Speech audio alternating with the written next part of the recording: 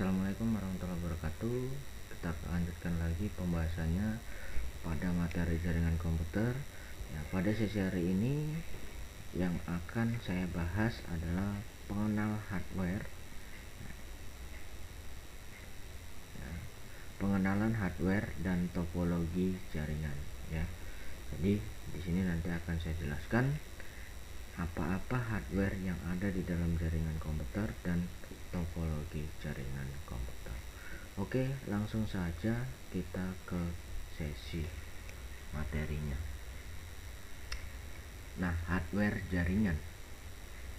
Membangun suatu jaringan, baik itu bersifat lokal atau yang disebut dengan local area network maupun one wide area network, ya, kita membutuhkan media baik hardware maupun software, ya. Beberapa media hardware yang penting di dalam membangun suatu jaringan, ya, seperti kabel, perangkat wifi, ethernet card, hub atau switch, ya, repeater, bridge atau juga router. Ini adalah hardware jaringan yang dibutuhkan dalam membangun infrastruktur jaringan komputer. Artinya, tanpa kita mempunyai hardware yang tadi sudah saya sebutkan, itu tidak akan mampu membangun sebuah jaringan komputer. Oke, media transmisi. Media transmisi dalam jaringan komputer ini dibedakan menjadi 3 macam. Nah, media transmisi ini adalah media yang dapat digunakan untuk membangun infrastruktur jaringan komputer, ya. Yang pertama adalah media transmisi dengan kabel, yang kedua adalah media transmisi tanpa kabel atau yang disebut dengan wifi, dan selanjutnya adalah media transmisi dengan satelit, ya, yang disebut dengan jaringan PSAT. Oke, kita bahas kabel, ya. Ada beberapa tipe jenis kabel yang banyak digunakan untuk menjadi standar dalam penggunaan untuk komunikasi data dalam jaringan komputer, ya. Jadi contoh-contoh kabel ini diantaranya adalah, nah ini dia, kabel koaksial dan kabel UTP. Ini dua jenis kabel yang terkenal secara umum sering dipakai untuk membangun jaringan LAN, ya.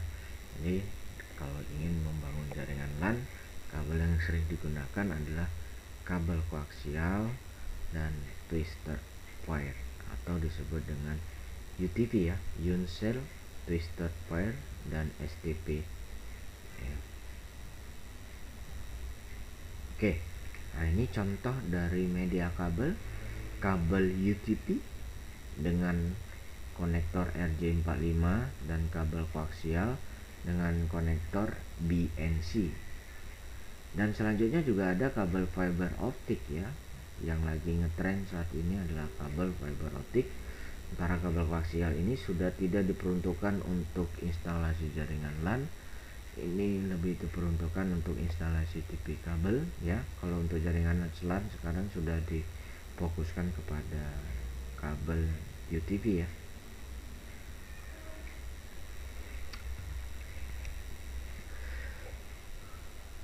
Nah, konektor ini adalah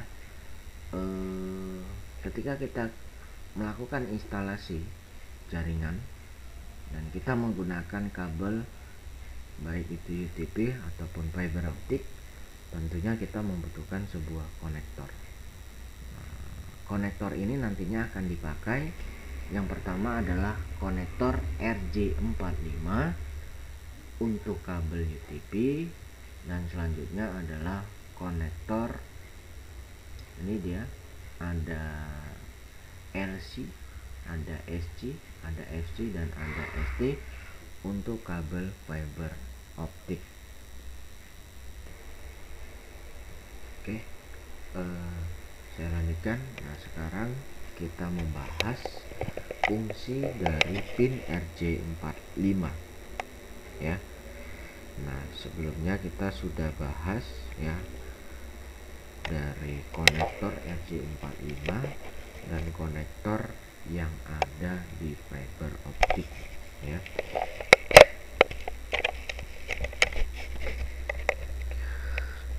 Seperti yang kita lihat di tabel ya.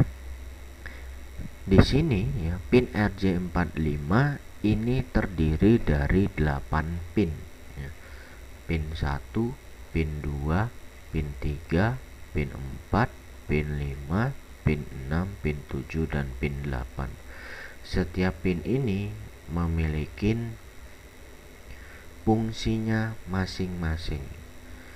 Seperti yang di sebelah kanan ya, fungsi sebagai RX atau receiver ini terletak pada pin 1 dan pin 2.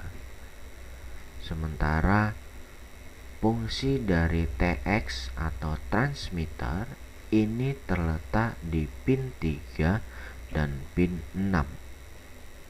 Sementara dari NC ya, no connection, ini terletak di pin 4, pin 5, pin 7 dan pin 8. Ya. Receiver ini sendiri sudah pernah dijelaskan di materi komunikasi data. Mungkin kalian ya, receiver ini difungsikan sebagai penerima, transmitter ini difungsikan sebagai pengiriman data. Nah, kalau kita lihat di sini ya, receiver atau RX ada RX min, ada RX plus. Maksud dari RX min dan RX plus ini bila direpresentasikan dalam bilangan biner, maksudnya adalah RX min ini adalah 0 dan RX plus ini adalah 1. Atau kalau direpresentasikan dalam arus listrik, RX min ini tidak ada arus, RX plus ini arus, nah ada arus ya. Begitu juga yang TX ya, pin 3 ini TX plus atau 1 ya, pin 6 ini adalah TX min atau 0. Sementara 4578 ini tidak difungsikan sebagai pengiriman data dan penerimaan data, tapi lebih difungsikan untuk suplai tegangan. Apabila nanti kita menghubungkan jaraknya dengan menggunakan kabel UTP yang sedikit jauh ya, mungkin sekitar 5 meter ke atas atau 10 meter, ini sangat berfungsi. Kenapa? Karena dia untuk suplai tegangan tambahan. Tapi kalau dia jaraknya dekat, mungkin hanya sekitar 3 meter ke bawah ya, fungsi dari NC ini ya mungkin tidak terlalu difungsikan. Ini sangat berfungsi ketika dia jaraknya 5 meter ke atas. Oke, next. Nah, selanjutnya ada media WiFi. Nah, media WiFi ini adalah perangkat yang dapat digunakan untuk memancarkan sinyal WiFi ya, dan untuk menangkap sinyal WiFi ya. Seperti yang ada di sini, ini adalah WLAN card. Ini yang terletak di dalam laptop kita ya. WLAN card ini fungsinya adalah untuk menangkap sinyal wireless atau untuk memancarkan sinyal wireless. Jadi apabila laptop kalian sudah kalian install ya, drivernya sudah diinstal, tapi wifi nya tidak bisa menangkap sinyal wifi, bisa jadi WLAN card kalian bermasalah, atau yang sering terjadi ini hanya terlepas dari posisinya ketika laptop kalian mengalami benturan atau terjatuh. Ini sering terjadi, hanya lepas saja di dalam posisinya, dan ketika kembali kita benarkan sesuai dengan posisinya, fungsi dari WLAN cardnya berjalan normal kembali. Nah, kemudian yang ada di bagian ini adalah bentuk dari access point, pemancar sinyal WiFi untuk tipe access point outdoor yang letaknya di area luar ruangan. Ya, bentuknya seperti ini.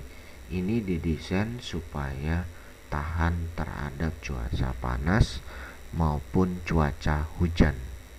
Ya, sementara kalau dia access point indoor, ya bentuknya dia seperti ini. Tapi kalau di zaman sekarang ini ya, bentuknya sudah bervariatif ya. Kalau ini sedikit lama ya, jadul. Kemudian ada PCI Wi-Fi. Nah, PCI Wi-Fi atau Wi-Fi card ini difungsikan untuk PC, ya, untuk komputer PC, ya, CPU. Nah, komputer PC kalian, kalau ingin komputer CPU kalian bisa menangkap atau memancarkan sinyal Wi-Fi, perlu ditambahkan kembali di dalam CPU-nya PCI Wi-Fi card.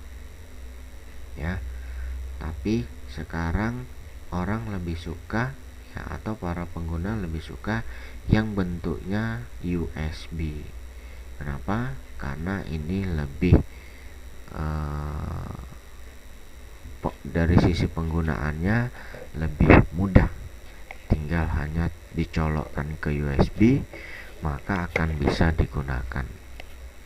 Namun kalau dari segi kecepatan sudah jelas yang bentuk PCR card ini jauh lebih cepat daripada yang USB. Kenapa seperti itu? Karena USB ini menggunakan universal serial bus, artinya dia menggunakan jalur yang semua bisa memakai. Sementara kalau yang PCI Wi-Fi ini jalurnya khusus hanya untuk PCI. Kalau kita contohkan di dalam kehidupan sehari-hari,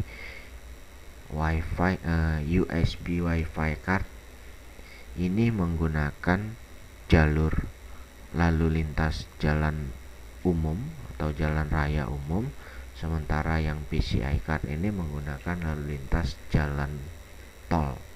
Jadi aksesnya pasti jauh lebih cepat ya, jalan tol. Kemudian kalau dulu ya di laptop juga ada dalam bentuk seperti ini, tapi kalau saat ini laptop kita sekarang fungsinya sudah seperti ini, sudah tidak ada lagi dalam bentuk PC MCI, ini sudah tidak ada. Nah kalau ini adalah router ya, router wireless yang fungsinya sama seperti access point, tapi kemampuannya itu jauh lebih multifungsi access point daripada router. Kalau access point hanya bisa memancarkan sinyal WiFi, tapi kalau router bisa memancarkan sinyal WiFi dan mampu melakukan manajemen jaringan terhadap WLAN ya, jaringan wireless LAN. Oke, next. Nah, ini dia juga perangkat lain di dalam memancarkan sinyal WiFi ya. Ini ada radio link yang difungsikan untuk menghubungkan jaringan wireless yang jaraknya kurang dari 1 kilo, bisa menggunakan ini. Kemudian ini ada antena omni yang biasanya sama seperti access point outdoor ya, tapi daya jangkauannya lebih luas antena omni ya, untuk memancarkan sinyal wireless yang berada di outdoor. Kemudian ini ada access point yang masa kini, ya, bentuknya lebih trendy, ya. Kemudian juga ini ada access point yang masa kini juga, bentuknya lebih trendy. Dan ini namanya antena grid, untuk memancarkan sinyal wifi dari point to point, ya, dari titik ke titik, ya. Kemudian ini namanya PSAT, ya. Jadi PSAT ini sering dimanfaatkan untuk jaringan perbankan atau jaringan pemerintahan, seperti contohnya di mesin ATM. Ya, di dalam mesin ATM biasanya kalau dia terletak jauh dari cabang, di atas mesin ATM ada parabola, ya, seperti parabola. Nah, itulah yang dikatakan dengan jaringan PSAT. Koneksinya dia terhubung ke satelit, ya. Oke, kita lanjutkan kembali. Nah, selanjutnya ada media satelit, ya. Media satelit ini dipakai untuk komunikasi jarak yang jauh, antar provinsi, antar negara, atau antar benua. Nah, contohnya apa? Yaitu tadi yang saya jelaskan tadi adalah jaringan PSAT, ya. Ini sebagai contoh, ya, hub station memancarkan atau hub penghubung induknya memancarkan ke satelit. Kemudian penerimanya di sini adalah parabola PSAT. Nah, dari parabola PSAT ini kemudian dikonversikan ke modem. Dari modem dihubungkan ke komputer kita. Dan di sini kita bisa bermain internet. Kalau dahulu koneksi internet kita, ya, ISP kita itu masih menggunakan jaringan PSAT, tapi kalau saat ini koneksi jaringan kita sudah menggunakan kabel fiber. Contohnya apa? IndiHome, ya. Sebagai contoh, IndiHome yang sekarang populer. Bukan hanya IndiHome sih, ada banyak, ya, internet service provider saat ini yang beredar luas di pasaran, tapi yang lebih dikenal oleh masyarakat pada umumnya adalah produk dari Telkom, yaitu IndiHome. Oke, ya. Jadi media satelit koneksinya ini membutuhkan sebuah satelit untuk menghubungkan antar komputernya. Oke, saya lanjutkan. Nah, kemudian ada WLAN infrastruktur. WLAN infrastruktur ini adalah membangun jaringan LAN. Sederhananya, ya, membangun jaringan WLAN ini, ya, hanya dari modem dihubungkan ke access point. Kemudian semua perangkat yang bisa menangkap sinyal wifi akan bisa terhubung di dalam jaringan WLAN. Atau sekarang yang lebih tren lagi, ya, dari ISP koneksinya langsung dari kabel fiber optik IndiHome itu langsung terkoneksi ke modem, dan modemnya sudah bisa memancarkan sinyal wireless, ya. Modem router bawaan dari IndiHome itu sudah bisa memancarkan sinyal wireless, dan kita bisa langsung terhubung tanpa membutuhkan perangkat access point tambahan kalau hanya keperluan pribadi individu berada di dalam rumah, ya. Nah, jadi seperti itu. Oke, saya lanjutkan. Nah, ini mungkin zaman dahulu, ya. Bukan zaman dulu sih, zaman Windows 7 atau Windows XP. Untuk koneksi antar laptop itu bisa digunakan namanya jaringan ad hoc. Jadi WLAN-nya hanya seputar berapa komputer, ya. tidak lebih dari 10 ya. Kalau lebih dari 10 nanti jaringannya akan lambat. Idealnya sih maksimalnya hanya 5 sih, tergantung dari perangkat yang membuat jaringan ad hoc-nya. Kalau spesifikasi laptopnya bagus, maka dia akan mampu lebih banyak. Tapi kalau spesifikasi laptopnya kurang bagus, maka 5 komputer saja juga ini terasa berat.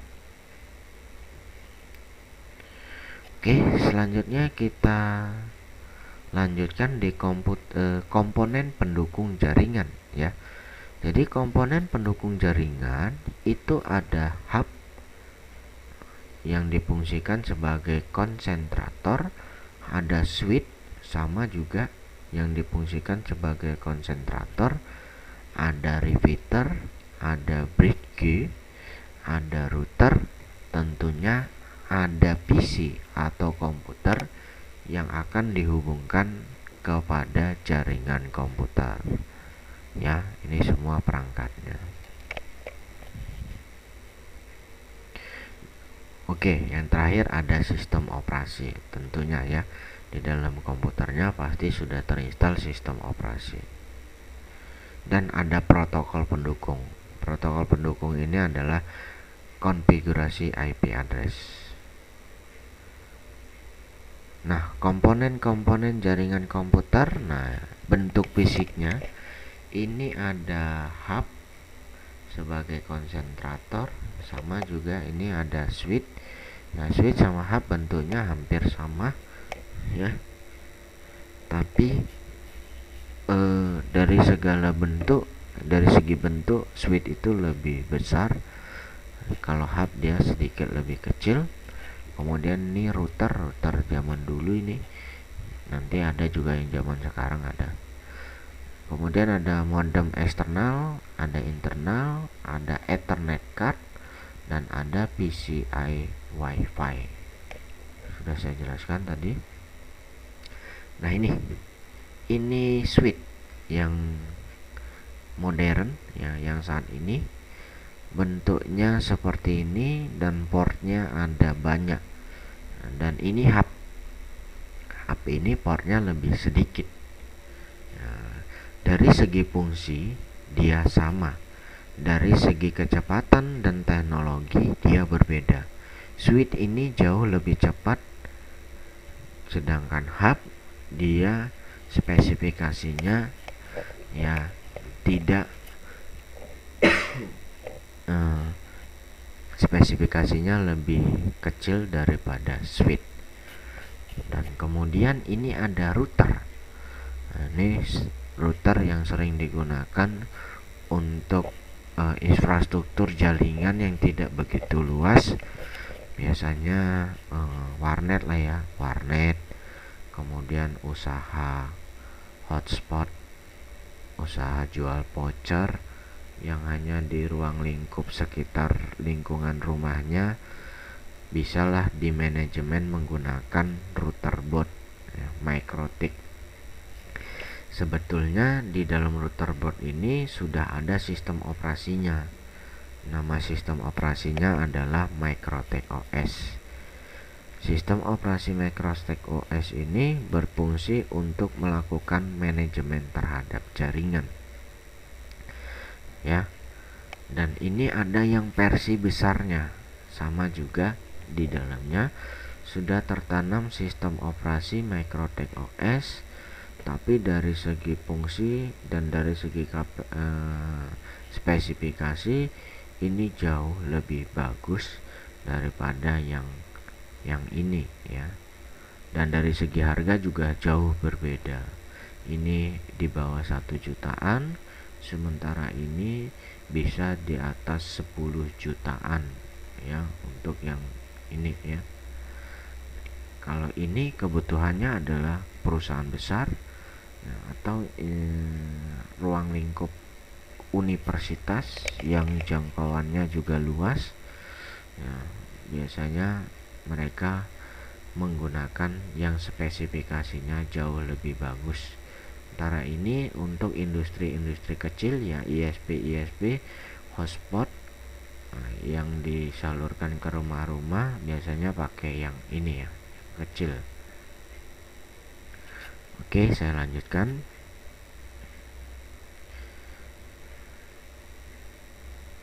Oke, ini ada hub. Hub itu ya, hub akan mengirimkan paket ke semua komputer yang dihubungkan ke hub tersebut. Sifat hub ya, aktif, juga menguatkan repeater. Pasif, tidak menguatkan sinyal, hanya meneruskan. Intelijen, mempunyai fungsi tambahan, contohnya switch. Jadi ada macam-macam fungsi dari hub. Kalau saat ini hubnya sekarang sudah rata-rata di kotaknya sih intelijen ya, artinya mampu fungsi tambahan seperti switch, maka di dalam kotaknya atau di dalam ini hub yang ini keterangannya juga, namanya juga sudah tidak hub tapi dia switch ya. Nah, kemudian ada repeater. Repeater ini adalah komponen dari suatu jaringan yang bertugas untuk menguatkan data yang dilewati pada jalur tersebut. Jadi sebetulnya fungsi repeater ini sebagai penguat sinyal. Dan kalau saat ini repeater itu sekarang fungsinya sudah ada di dalam switch. Ya, artinya switch itu juga sudah ada penguat sinyalnya. Sebagai contoh nih, ya, idealnya kalau kita menghubungkan komputer ya, membangun jaringan LAN, kalau dia jaraknya 200 meter menggunakan kabel UTV ya, kita tarik lurus 200 meter dari satu titik ke titik lain, ini tidak akan bekerja. Dan ketika dilakukan tes ping ya, atau pemanggilan komputer yang dihubungkan, ini tidak akan terhubung. Kenapa? Karena kabel UTP tersebut tidak mampu untuk menghubungkan jaraknya di atas 100 meter. Maka dari itu, kalau ingin menghubungkan jarak 100 meter menggunakan kabel, dibutuhkan sebuah perangkat yang dikatakan sebagai repeater. Repeater ini difungsikan sebagai penguat sinyal. Namun, pada zaman modernisasi saat ini, fungsi ini sekarang sudah sangat jarang diterapkan.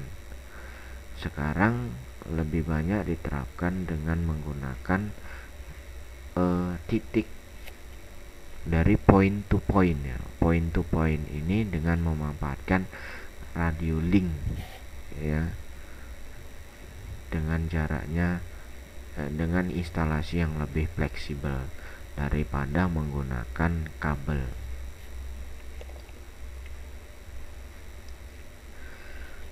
Nah, kemudian bridge ya. Bridge dan switch adalah perangkat komunikasi data yang beroperasi secara prinsip pada lapisan kedua data link layer di model OSI ya. Ciri khusus dari jaringan adalah menggunakan protokol yang sama. Manfaat adanya bridge juga meningkatkan kinerja jaringan karena dapat mengatur trafik jaringan dalam segmen yang kecil dibandingkan dengan router. Bridge mempunyai kecepatan yang lebih tinggi. Pada implementasinya saat ini, bridge perangkat yang dalam bentuk seperti ini juga jarang ya diterapkan. Sekarang fungsi bridge ini sudah menjadi satu di dalam sebuah router. Router yang tadi saya jelaskan ya, ini router board ini juga bisa difungsikan sebagai bridge. Kenapa? Karena di dalamnya sudah ada sistem operasi yang mampu melakukan manajemen dan bisa difungsikan sebagai bridge.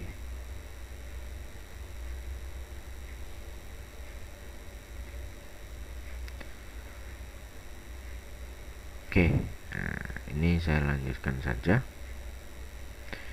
dan ini juga sama, saya lanjutkan saja. Nah, kemudian ada switch ya. Prinsip-prinsipnya adalah menggunakan alamat network yang sama pada semua port, membuat tabel berdasarkan alamat MAC address ya, memfilter lalu lintas network berdasarkan informasi MAC address, memforward lalu lintas berdasarkan frame, memforward lalu lintas berdasarkan broadcast. Ini adalah prinsip kerja dari switch, bekerja di lapisan data link OSI layer. Nah, kalau kita lihat contohnya yang dihubungkan dengan switch, nah ini dia contohnya. Ada komputer ABCD yang terhubung di dalam satu switch ya. Penerapan seperti ini sering kita jumpain pada instalasi-instalasi jaringan yang berada di perkantoran, di sekolah, di kampus, atau di perusahaan kecil ya. Dan dari switch ini bisa langsung dihubungkan ke koneksi modem ya, yang terkoneksi internet. Maka ini bisa langsung komputer ABC bisa terhubung atau terkoneksi ke internet, tentunya dengan konfigurasi alamat IP yang sudah disesuaikan dengan IP modemnya. Nah, oke, penjelasan dari router ya. Router merupakan hardware yang berfungsi untuk menghubungkan dua network atau lebih ya, yang berbeda network ID atau arsitekturnya. Prinsip kerjanya menggunakan alamat network yang berbeda pada semua port, membuat tabel berdasarkan alamat layar network, memfilter lalu lintas network berdasarkan informasi network, memblokir lalu lintas ke alamat yang tidak diketahui. Itu kalau router zaman dulu. Kalau router yang sudah modernisasi seperti saat ini, ya, router board yang saya jelaskan tadi, ini fungsinya bukan hanya bisa menghubungkan dua buah network ya. Fungsi dasarnya sih seperti itu, tapi fungsi-fungsi yang lain juga banyak ya. Bisa melakukan manajemen terhadap jaringan ya, bisa membagi bandwidth, bisa membangun jaringan hotspot, bisa melakukan blok website, bisa melakukan blok terhadap MAC address, bisa melakukan fungsi firewall ya. Masih banyak lagi fungsi yang ada di dalam router ini ya. Utamanya adalah router board MikroTik ya. Kalau router yang lain ada juga router tapi dia tidak mempunyai sistem MikroTik ya, fungsinya hanya seperti yang saya jelaskan di atas. Nah ini ya. Kemudian ada PC ya. PC ya komputer yang terhubung. Ini ada contoh ya, contoh-contoh dari komputer. Jenis-jenisnya ada komputer desktop komputer atau PC, ada laptop, ada notebook, ada hybrid, ada tablet, ada smartphone. Hybrid ini adalah jenis notebook yang layarnya bisa terlepas ya, jadi jangan sampai tidak tahu ya. Oke.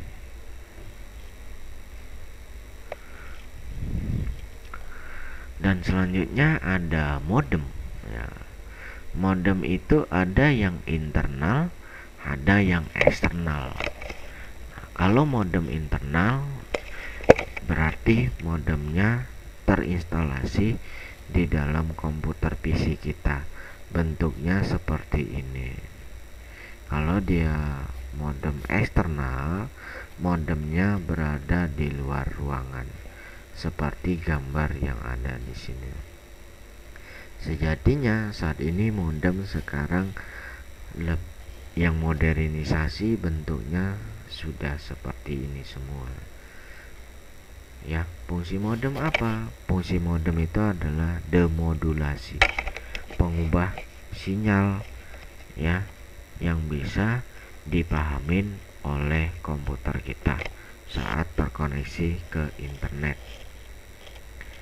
Oke, next. Nah, selanjutnya kita masuk ke pembahasan topologi jaringan.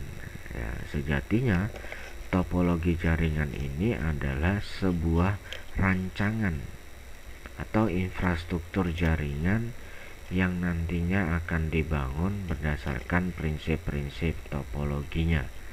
Ya, jadi kalau dari segi pengertiannya, topologi jaringan atau arsitektur jaringan adalah gambaran perencanaan hubungan antar komputer dan lokal area network yang umumnya menggunakan kabel sebagai media transmisi.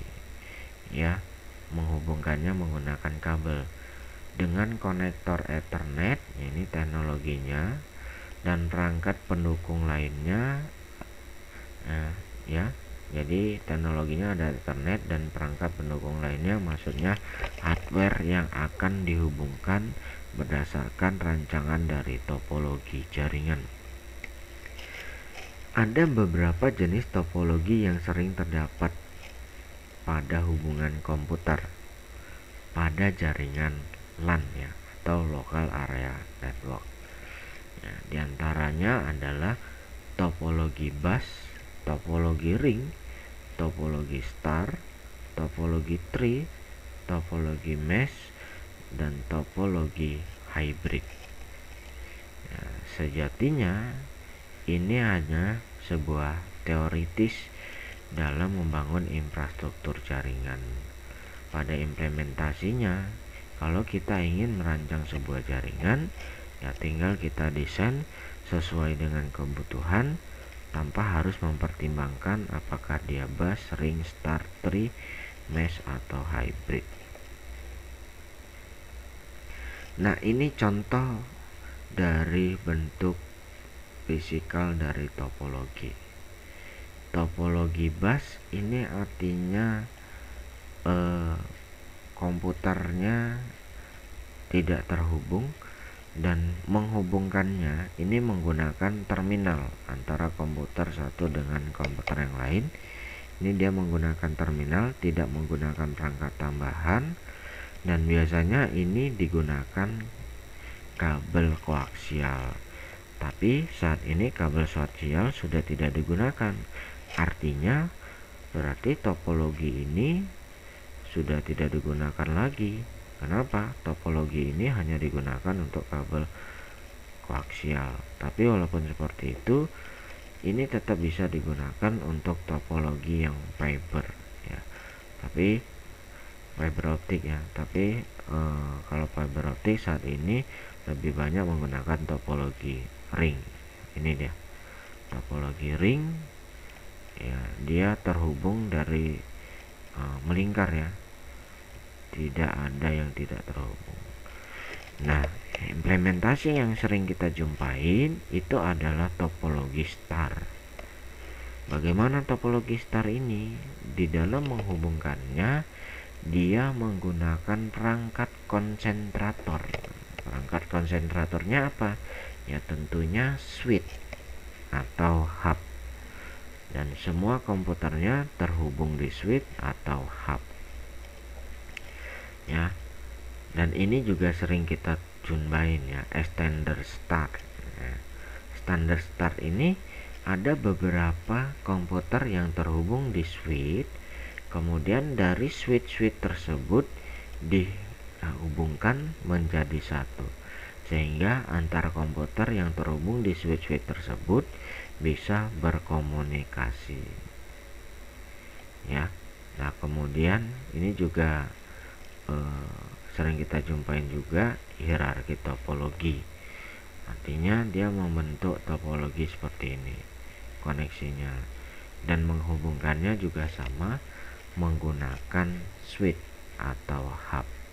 Kemudian ada topologi mesh ya. Topologi mesh ini antar titik saling berhubungan satu sama lain, sama tadi seperti topologi ring, tapi ini antar komputer satu sama lain mempunyai jalur khusus yang bisa terhubung satu sama lain ya.